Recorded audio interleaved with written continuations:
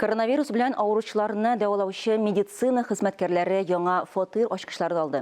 Чаллыда да социаль ипотека буенча төзелгән йортны тантаналы рәвештә файдалануга тапшырдылар.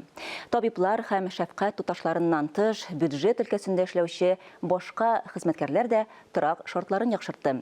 Күбесе яшь гаилә республика программасы буенча фатир алды. Вот моя, тут у братика кроватка, тут будет, например, у братика игрушки, там машинки он сейчас в гараж поставил. Кичкенә Гадел яңа фатирда үзенчә тәртип урнаштыра башлаган. Ни дисәң дә абый бит. Хәзер 5 яшьлек инесе Данил белән үз бүлмәләре бар. Моңарчы Дөрәт Галиевләр дүртәүләп тар фатирда яшәгән. Для получения квартиры мы заявили на ГЭСе, однокомнатной квартире.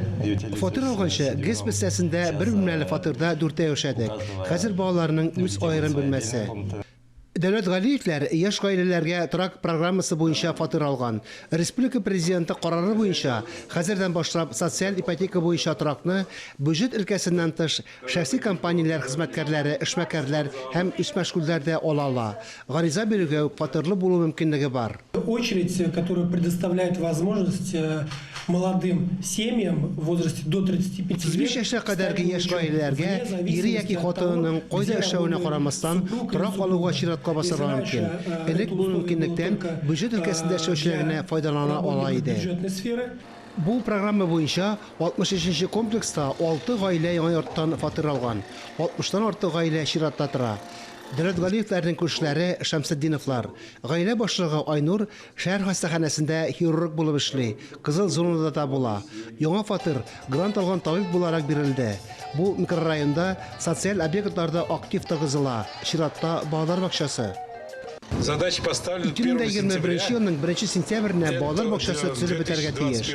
Әлеге балалар бакчасына барачак балаларның әтиәниләреннән гаризалар көтәбез. Якындагы 2-3 елда без 65-нче комплекстагы кебек 2 бассейнны яңа мәктәп төзергә җыенабыз. Социаль ипотека программасында катнашучылар 63-нче микрорайонда киләсе үй туен инде киләсе атнада билгеләп бетәргә планлаштыралар. Яңа йорт салынып беткән. Фарис Мөхәммәтов, Илмира Гайнетдинова, Татарстан яңалыклары, Чаллы.